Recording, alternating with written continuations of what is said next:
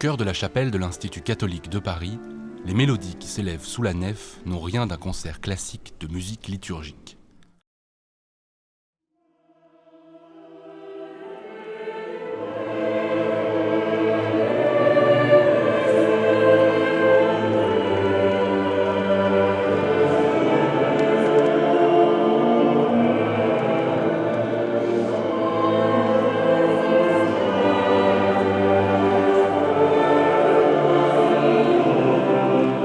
Ce soir, les Sorbonne Scholars jouent des extraits du Codex Médicis, une œuvre unique dont la genèse dévoile un pan de l'histoire de Marignan et des festivités de 1518.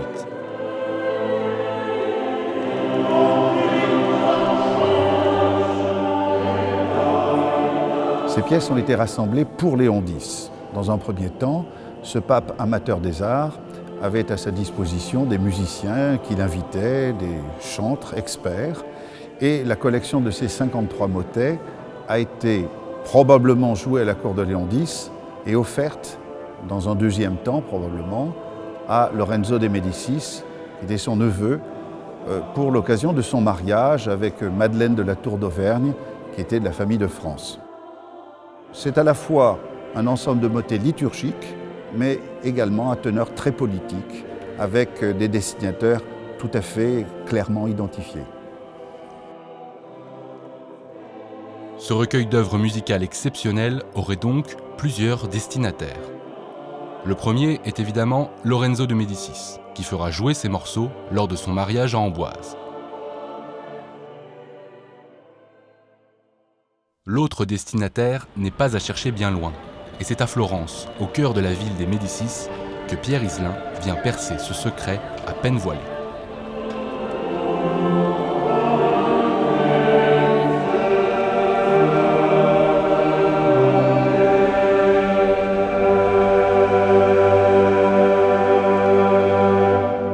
Entre ses mains, l'original du codex, et au bout de ses lèvres, les notes jouées lors du concert. Les morceaux parlent d'eux-mêmes.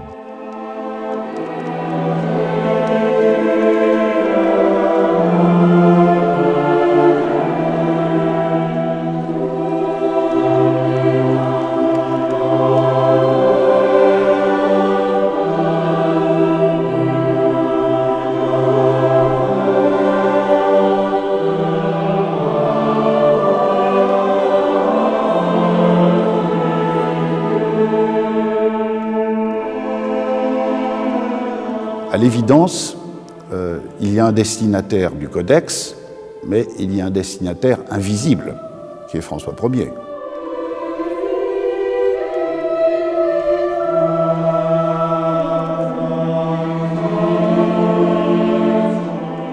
On voit difficilement pourquoi il serait glorifié, pourquoi sa mère serait glorifiée, pourquoi Anne de Bretagne serait glorifiée, simplement s'il s'agissait d'un cadeau direct d'un oncle à son neveu de Médicis.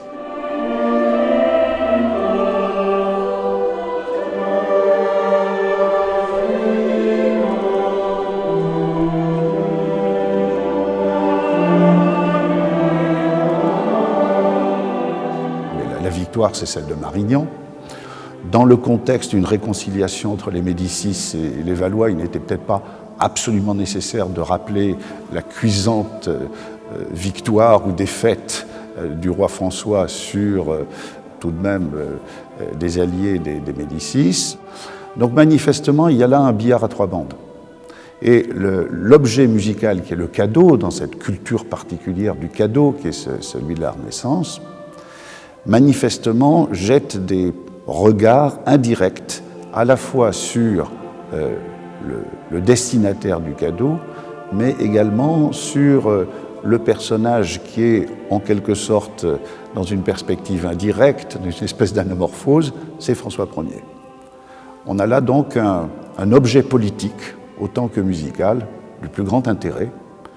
Si l'on ajoute de plus qu'en 1518, les collections de musique polyphonique sont relativement rares, eh bien, on a de quoi effectivement être émerveillé de contempler ce document ici, dans le lieu même des Médicis.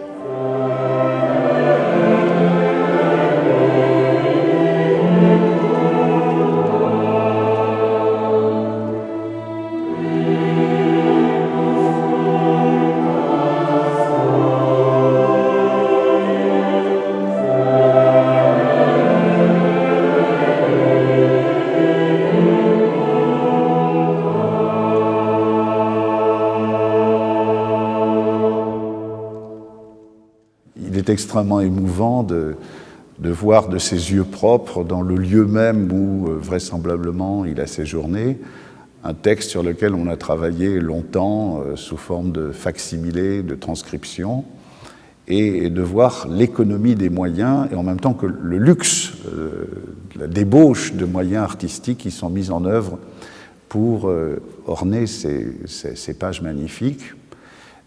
C'est également un grand moment parce qu'il confirme un certain nombre d'intuitions, à savoir qu'on ne lésinait pas sur les moyens.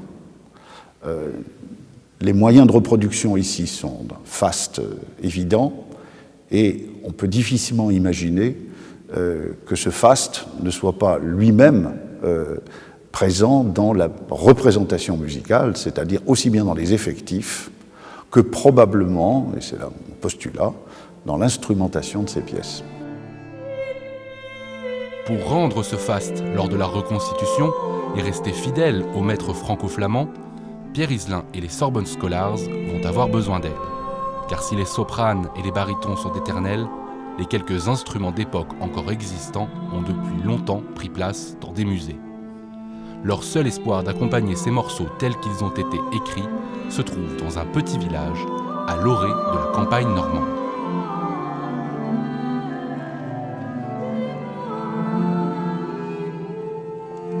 Ici vit Olivier Cotet, maître d'art et facteur de hautbois, un historien en bleu de travail, à mi-chemin entre artisanat et archéologie.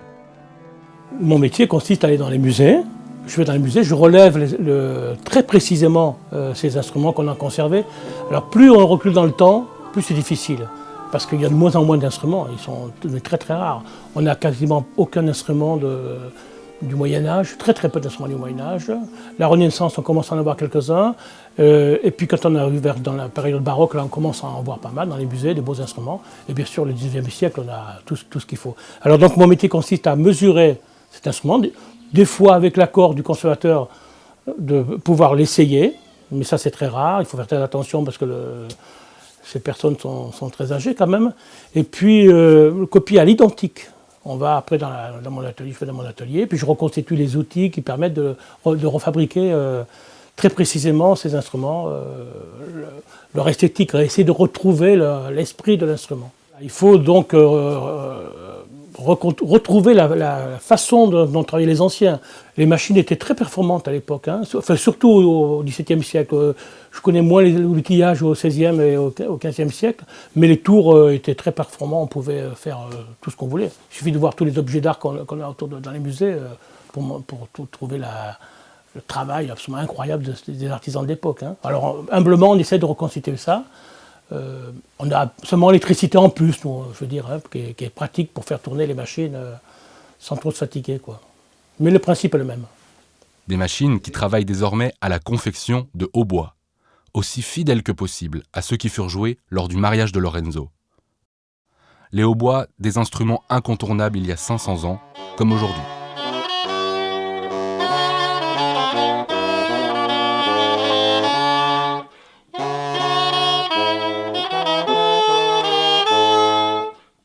Les hautbois, c'est des instruments qui jouent fort. Les premiers termes des instruments du temps du XIVe siècle, c'est les bas instruments, qui sont les instruments qui jouent doux, comme les flûtes, la harpe, le petit orgue, et les hauts instruments qui jouent fort, comme le hautbois, la trompette ou les tambours, sont les hauts instruments. Et donc on peut les jouer bien sûr pendant les batailles, ou avant la bataille, ou après, ça dépend comment s'est terminée la bataille.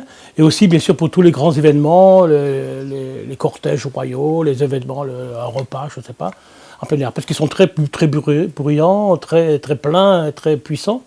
Donc adaptés tout à fait à des cérémonies de plein air. Jouer fort, jouer haut et montrer à tous ses invités sa puissance, c'est l'intention du roi, lorsqu'il fait jouer par ses musiciens les morceaux du codex. Et si 1515 fut gagné au son du canon, 1518 sera une victoire des hautbois et des chœurs.